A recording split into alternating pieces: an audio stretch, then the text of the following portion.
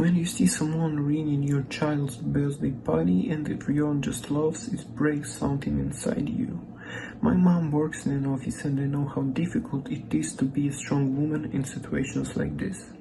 The story isn't for views, it's about how people really feel. The goal is for you to learn from yourself and not repeat other people's mistakes. All names, addresses, and companies are fictional. Here we go.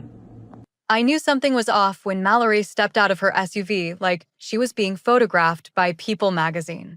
Oversized sunglasses, a fake laugh already rolling, one twin yelling about the heat, the other chucking a juice box into my neighbor's flower bed.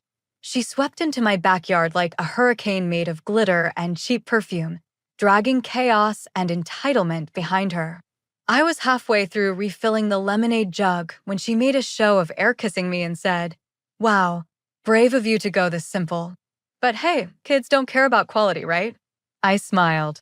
That taut, overstretched smile women develop after years of swallowing their rage whole. "Glad you made it," I said, handing her the shaded table near the bounce house. It was the spot my son had wanted for himself, but I gave it to her. Because that's what I always do. I hand over peace offerings like they're party favors, trying to keep this crumbling Jenga tower of a family upright just one more hour. Before I go on, if you're still listening and you haven't subscribed yet, now's the perfect time to do it. It really helps the team keep going, and if you hit the like button too, I promise it fuels the next story like gasoline on dry wood. Seriously, thank you. Dad sat by the patio, one arm slung around Mom's shoulder like a faded Polaroid. They looked like a couple out of a catalog from the 70s, stoic, tan, slightly detached. Mom had made potato salad no one touched. Dad hummed some nameless tune under his breath. I kept glancing at them between cutting the cake and tying balloons, trying to convince myself we were a normal family, that they'd step in if things got weird, that someone, anyone, would have my back. My boy, 7 years and 3 months old, had been talking about this party for weeks. Every night before bed, "Will Aunt Mallory be there? Do you think Grandma will bring her dog? Can I help decorate the cake?" He made a checklist on our fridge, drawing little rockets beside every item. I laminated it. We bought a small bounce house on sale. I baked cupcakes from scratch. It wasn't a Pinterest-worthy blowout, but it was ours. Honest. Intentional. Loved. Then Mallory's boys, all elbows and screeches, started tearing through the yard like it was a demolition derby. They didn't just step on the decorations, they stomped them on purpose. One of them wiped mustard on the birthday banner. I laughed it off. Tight smile. Deep breath. Keep it together. Mallory tossed her purse on the gift table like it was a garbage can and asked if I had any real snacks. When I gestured toward the food spread, homemade sliders, fruit kebabs, juice, and lemonade, she squinted and said, "Oh wow, this is cute." Very modest. I glanced over at my son, who was mid-laugh in the bounce house, blissfully unaware. I prayed he wouldn't hear any of it. We moved to presents after cake. His face lit up like sunrise. Every unwrapped gift was a little moment of magic, dinosaurs, puzzles, even a spaceship model from a boutique toy shop I'd saved up for. He squealed. Mallory watched like a bored judge on a cooking show. And then, with that same bored expression, she picked up the spaceship, held it up like a wine glass she was inspecting. "These look cheap," she said, loud enough for everyone to hear. "Seriously? Plastic junk." Her twin snorted. Before I could speak, she dropped it, just opened her fingers like it was a cigarette she was done with. It hit the patio stone and cracked straight down the center. My son's laughter stopped. He blinked once, twice, then looked up at me. And I looked at him. My whole body went ice cold. Mallory laughed. Oops. I glanced toward Dad, toward Mom, even my husband. No one moved. No one said a word. Not even a scolding glance. It was like someone had hit mute on morality.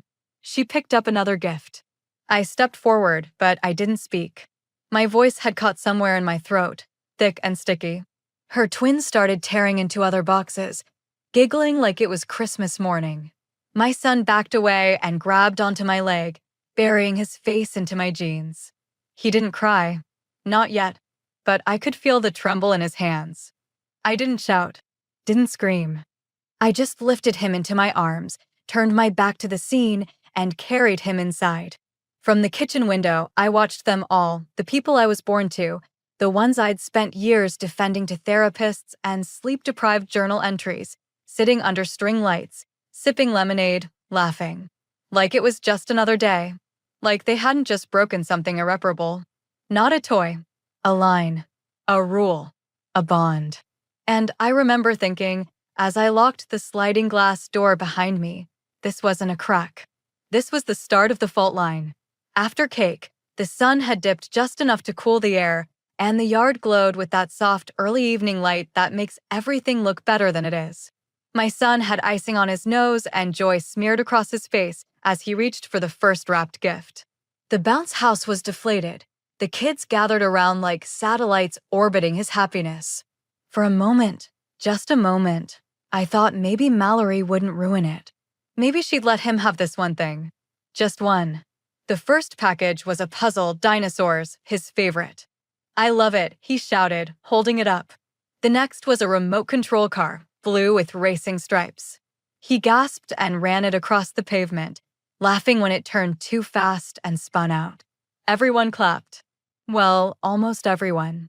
Then came the spaceship. He unwrapped it like it was glass, which, ironically, it partly was. A detailed model we'd saved up for, ordered from a small shop that specialized in educational toys. He had talked about it for weeks. Mallory stood over him, arms crossed, chewing on a toothpick like she was watching a bad play. "These look cheap," she said, loud enough for the table to go silent. "Seriously? Plastic junk." Her boys snickered like hyenas. One of them burped. The other grabbed a cupcake and smushed it into his palm just to feel it ooze. I looked at her, blinking. "What did you say?" Mallory picked up the spaceship with 2 fingers like it was a dead rat. "This one? Looks like something from a dollar store clearance bin." "Please don't," I started, but before I could finish, she dropped it. It cracked hard against the patio. One wing snapped clean off. The base cracked. A tiny solar panel popped loose and bounced under the table. My son's eyes went wide. His mouth opened, but no sound came out. I froze. He froze. For a second, it was like the whole party had been unplugged. Then, like nothing had happened, she reached for another gift. A telescope. Something we'd found secondhand and restored together, piece by piece. I could feel my jaw locking, my throat tightening, and no one moved. My husband glanced over, then quickly looked back down at his phone. My mom didn't even lift her eyes. My dad just stared straight ahead. Didn't flinch. Didn't frown. Didn't breathe, from what I could tell. She picked it up. My boy stepped forward, just one small footstep, and said, "Please don't break that." Mallory laughed. "Oh my God, calm down. I'm not a monster." She didn't drop it. Not that one. But the message had been sent, loud and clear. The other kids laughed. My son looked at the cracked spaceship on the ground, then at me. He didn't cry. He just blinked and leaned into my side like his whole body was trying to disappear into mine. I should have screamed. I should have flipped the table. I should have hurled Mallory out of my yard and burned every bridge on the way. But instead, I stood there, silent, watching. There's a kind of stillness that doesn't mean peace. It means every alarm is ringing inside your chest, but your face hasn't caught up yet. That's where I was. And I hated myself for it. Mallory tossed the telescope back onto the table like a used napkin and said, "Anyway, when's piñata time?" Her twins cheered like nothing happened. My boy squeezed my hand like it was his lifeline, like I was the only thing keeping him anchored to the earth. And I realized I was. I was the only one who could protect him. But somehow, even I hadn't. Not yet. She tossed it like she was pitching garbage, some little robot building kit he'd been eyeing at the library gift shop. We saved for it. I wrapped it in tissue paper and watched him carry it to the table like it was sacred. And she just chucked it right into the hedges, like it offended her. Her boys followed like wolves in a pack, tearing through the remaining presents, shouting over each other. "What else can we smash?" "Hey, this one's already broken." One of them laughed so hard he fell over, knocking the gift table sideways. A wrapped book slid into the grass. My son winced like it was a gunshot. And I just stood there, paralyzed, while the bouncy house sagged behind them like even it had given up. He clung to my leg quiet, shaking. Not crying yet. Just holding on like the world had started to tilt. His tiny hand gripped my thigh like a drowning man on driftwood. I could feel his breath hitching, those little stutters kids make when they're too sad to understand why. I didn't shout. I didn't beg them to stop. I didn't even speak. I bent down, wrapped my arms around him, and picked him up. He wrapped his arms around my neck without a word. His head dropped to my shoulder. My shirt soaked up a tear I didn't even see fall. I carried him across the yard, stepping over scattered gift wrap and crushed cupcakes, and opened the back door. The laughter followed us like smoke. I closed the door. Inside, the air felt too quiet. I walked him to the couch and sat down, holding him like he was still 2 years old. He didn't want a blanket. He didn't want a drink. He just wanted me to hold him and not let go. From the living room window, I could see them, my entire family. Mallory refilling her lemonade, flipping her hair, still talking like she was hosting a talk show. My mother wiping crumbs off a plate, smiling as Mallory mimicked my son's voice. My dad, sitting there, not speaking, not frowning, just blank, like he'd powered down. The gift table was wrecked. Ribbons everywhere. Tissue paper like battlefield debris. One of the twins was stabbing a juice box with a fork. And they laughed. God, they laughed. The kind of laugh that punctures your illusions in one clean strike. Like, of course they don't care. Like, what did you expect? I could have gone back out there. I could have yelled until I lost my voice. I could have made a scene, thrown them all out, ripped the tablecloth off the table like some dinner theater meltdown. But I didn't. I watched. I watched through that window with my son's breath warm against my neck and the ache in my chest blooming like wildfire. Because I finally understood. Nothing I did, no party, no cupcakes, no careful seating charts or laminated checklists, was ever going to make them decent. They were who they were. And I'd been pretending otherwise for far too long. I didn't cry. I didn't scream. But something inside me, something soft and hopeful, gave way like a rotted beam in an old house. It didn't make a sound, but it never came back. After the last car door slammed and the headlights disappeared down the street, I stood at the edge of the yard with a trash bag in one hand and a broken toy wing in the other. The quiet was brutal. No more laughing. No more rustling paper or bouncing kids or Mallory's voice dominating the air like she owned it. Just the hum of a distant street lamp and the sharp sting of knowing I had let my son's birthday become a crime scene nobody acknowledged. I walked through the battlefield, pieces of wrapping paper stuck to cupcake frosting, juice boxes half crushed into the lawn, the crumpled tissue from the spaceship still wet with lemonade. I picked up the telescope and found a crack running along its base, like even it had given up holding itself together. I placed it gently into the box labeled salvage and moved on to triage the rest. Inside, the house was still. My son was asleep on the couch, his face turned into the pillow like he didn't want the world to see him anymore. I pulled a blanket over him and stood there, staring, not sure if I felt more like his mother or his failed security system. My husband was in the kitchen, sipping wine like he hadn't just witnessed our child get humiliated and emotionally gut-punched in front of everyone we're supposed to trust. "You okay?" he asked, quiet. I didn't answer. Because what the hell kind of question was that? He didn't fight. He didn't speak. He just stood still during it all. Like maybe if we didn't react, it wouldn't count as damage. Like staying neutral somehow keeps you clean. But that's the thing, silence doesn't absolve you. It just hands the power to the person yelling loudest. And tonight, that person had been Mallory. When the dishes were done and the house was fake clean again, I sat on the living room floor and opened the photo albums. The digital ones.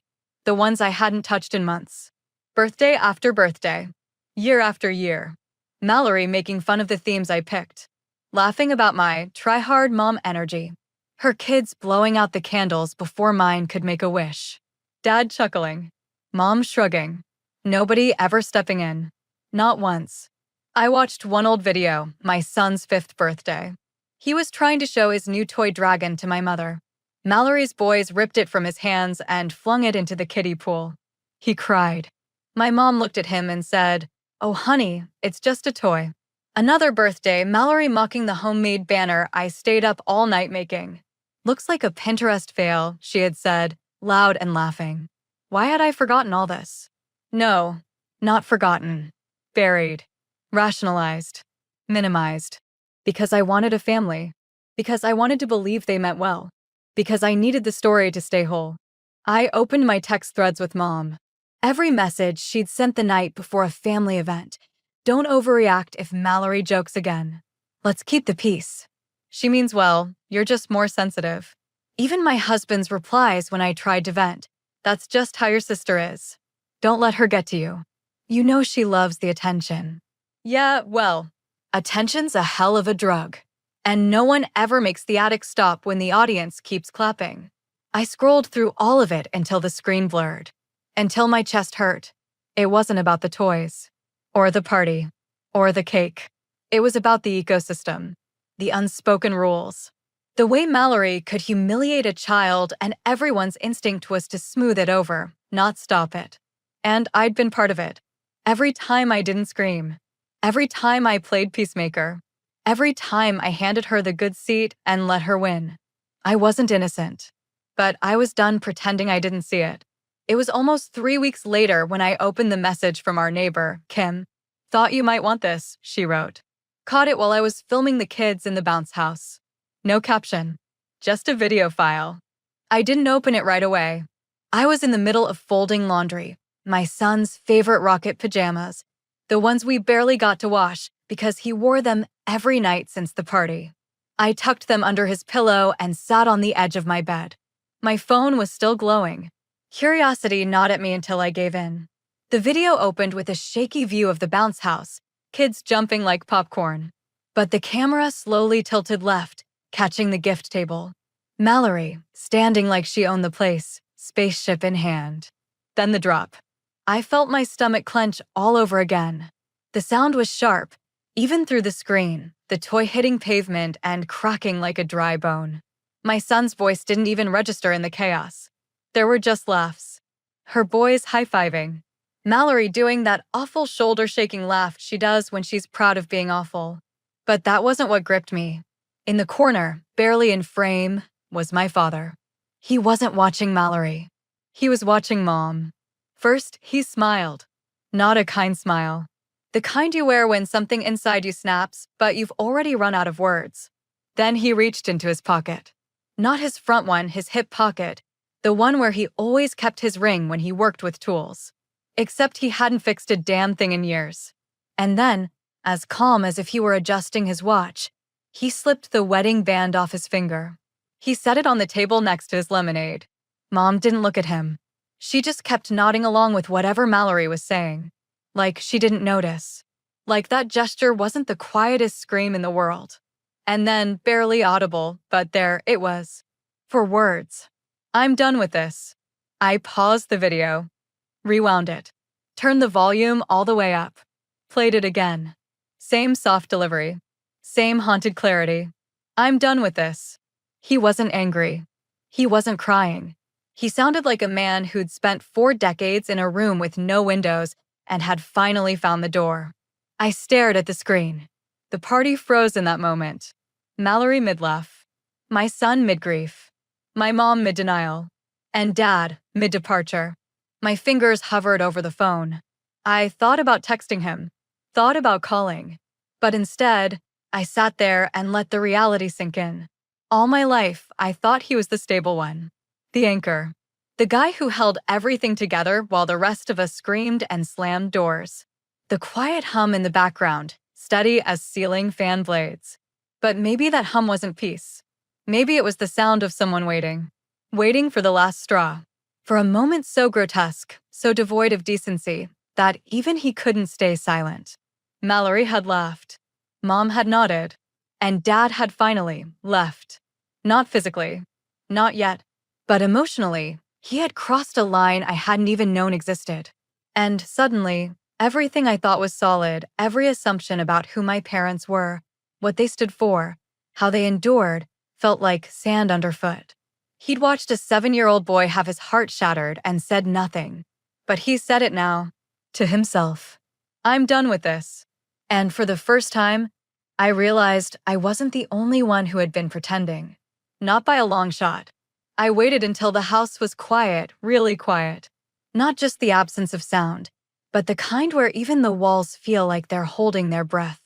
My husband was asleep on the couch again, TV still glowing, a half-finished beer balanced on his stomach like some kind of peace treaty he'd forgotten to sign. My son was curled up in bed, finally sleeping without kicking or murmuring. And I stood in the hallway with the video still paused on my phone, Dad's face frozen mid-exit. I called him. He picked up on the first ring. No hello. No small talk. Just, I shouldn't have let that happen. His voice wasn't angry. It was tired. Like he'd been carrying something for 100 years and had finally put it down. I watched it, I said. I figured you would, he replied. I didn't think Kim caught that. Silence stretched, but it wasn't awkward. It felt like we were standing on the same shore for the first time in our lives. You said you were done. I was done years ago, he said. That day just ended the script. You ever have a dream that keeps looping? Same beginning, same middle, same awful end? You wake up sweating, and even though you're safe, you're mad at yourself for going through it again. Every year on your anniversary, I whispered.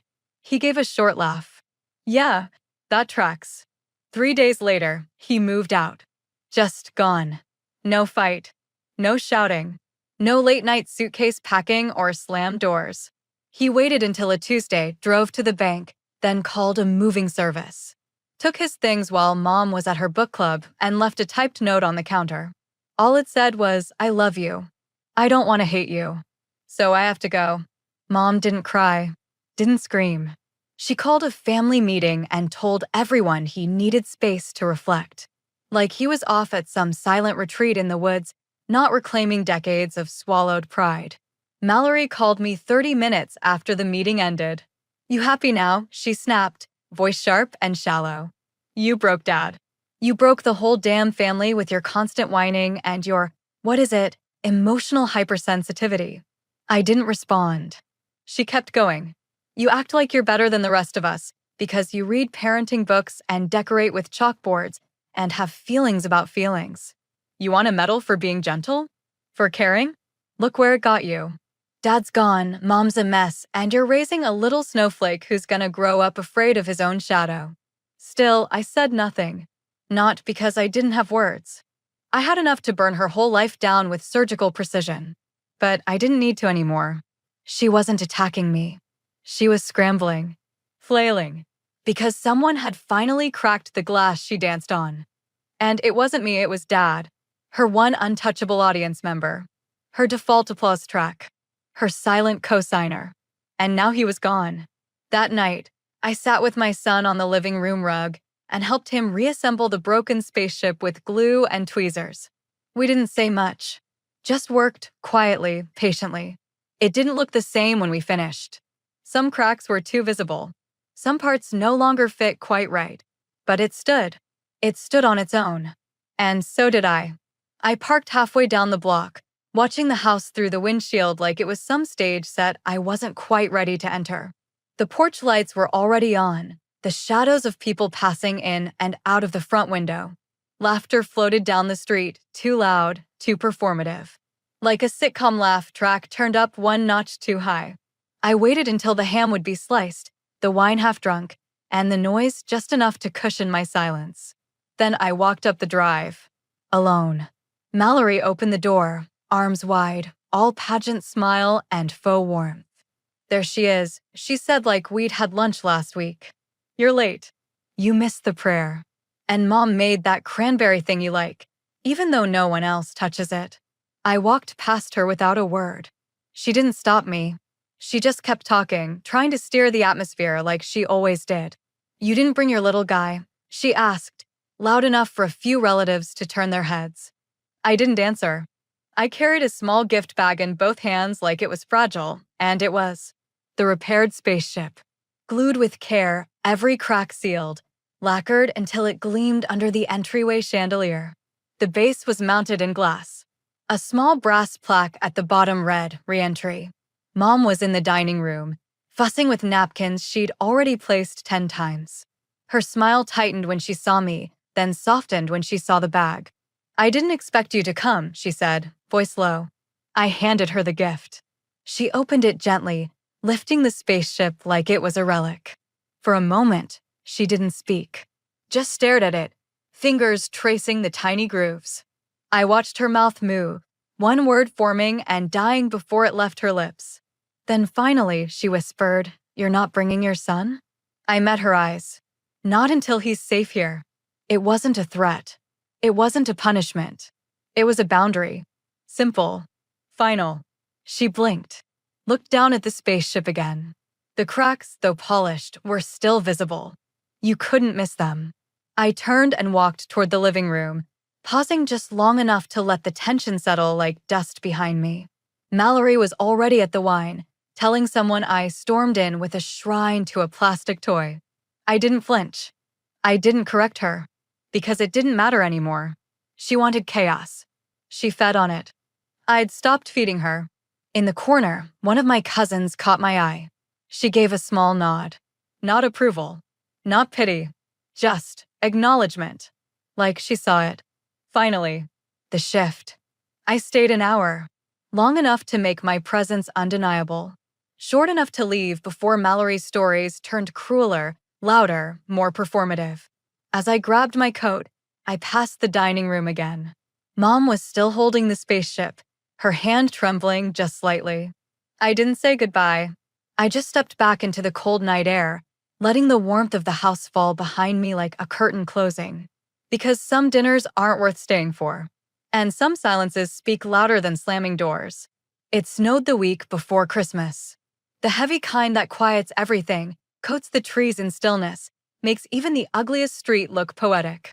I was on the porch shoveling when my phone buzzed, no fanfare, just a ping and a subject line. Final petition filed. Dad had sent it. 42 years of marriage, a lifetime of holidays and routines and quiet Sunday coffee. And he ended it with a digital file and a signature at the bottom. No demands. No dramatic explanations. Just clean severance. I sat on the porch steps, gloves still on, and read it twice. Mom called 2 hours later. Her voice was sharp, clipped at the edges like paper that's been torn instead of cut. "Your father's lost his mind," she said. No hello. No acknowledgement. Just blame, deflected like a bad tennis serve. "I'm guessing he didn't tell you he bought a place on the lake," she continued. "Tiny. Rustic. Ridiculous." I said nothing. "He says he needs peace. Space. Freedom. He says he's tired of the noise. And do you know what your sister said? She said it's your fault. That you've poisoned him." I could hear the tears she was refusing to let fall. "He mailed me a single box of his sweaters and the screwdriver I bought him in 1998, she added, almost to herself. Like that's all our life was worth. That was the last call we had before Christmas. A few days later, a package arrived addressed to my son. No return name, just the new address scrawled in Dad's handwriting. Inside, a wooden model rocket kit, nestled in tissue paper like a relic. And a note. "Build something better than what we broke." My son stared at it for a long time before asking, "Can we go see him?" "Soon," I said. Meanwhile, Mallory was on a full PR tour. She hosted a Christmas Eve gathering, full-blown spectacle. Sent out invites with a theme.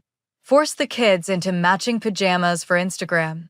Had a hot chocolate bar with a chalkboard sign that said Santa's Sweet Station. And yet, the room wasn't as full this year. People came, but they didn't linger. Conversations drifted to side rooms. A few cousins left early. One uncle told me quietly in the kitchen, "Whatever happened at that birthday party?" It opened some eyes. We all saw it. Mallory cornered me near the hallway with a wine glass and a smile that didn't quite reach her eyes. "You should stop acting like you're some kind of hero," she said, voice low but venom-tipped. "You got what you wanted, Dad gone, Mom heartbroken, and me painted as the villain."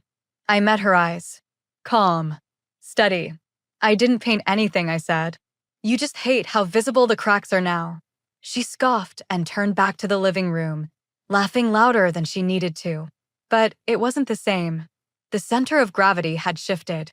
No shouting, no fireworks, just gravity, realignment, quiet choices adding up, people noticing things they'd always ignored.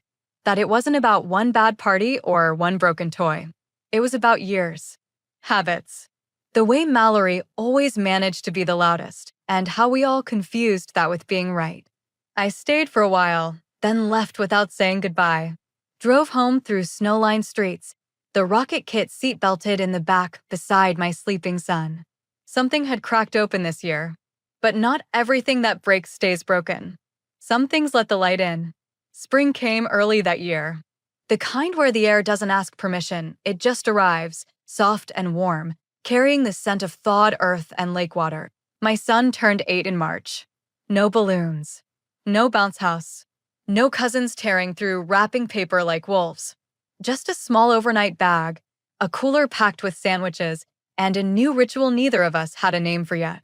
Dad's cabin sat just beyond the tree line, nestled between soft hills and a lake that still held a thin skin of ice around the edges. It wasn't much, just 2 rooms and a porch, but it felt more like home than anywhere we'd been lately. The windows didn't quite close all the way. The floor creaked in full sentences. And there was this quiet about it. Not silence. Not absence. Just quiet that didn't require armor. My son ran down the dock like he belonged there. He did. Dad stood by the workbench out back, sleeves rolled, waiting with a pile of soft pine, a small hammer, and the blueprint for a rocket launch pad they'd drawn together over the phone. He smiled when he saw us, and I swear, for a second, I saw the version of him I remembered from when I was 7. Not tired. Not polite. Not just surviving. Alive. Ready to build something? He asked. My son nodded.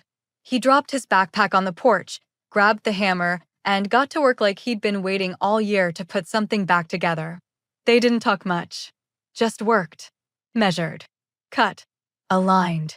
Nails tapped gently into wood, crooked smiles exchanged when things didn't fit the first time. I watched from the porch with a cup of lukewarm coffee and a kind of quiet that filled the hollow I hadn't realized I'd been carrying. By late afternoon, they had something that resembled a launch ramp. Painted red. A little lopsided. Perfect. We waited until the breeze settled, then placed the new spaceship, a kit my dad had found from a hobby store 2 towns over, on the stand. My son counted down. Dad handed him the ignition switch. 3, 2, 1. And up it went. Clean. Bright. Fast. We craned our necks and watched it arc against the pale blue sky. My son laughed, big, belly deep, unguarded. And I felt something loosen in my chest. Not everything that breaks stays broken. Sometimes, it clears the way for something sturdier. As the rocket's trail faded and the wind picked up again, I looked at my dad, his hands stained with paint, his face smudged with sawdust, and then at my son, holding that tiny remote like he'd just touched the sky. Some families are inherited. Others are constructed. One board at a time. This one we build from scratch. No pieces missing this time.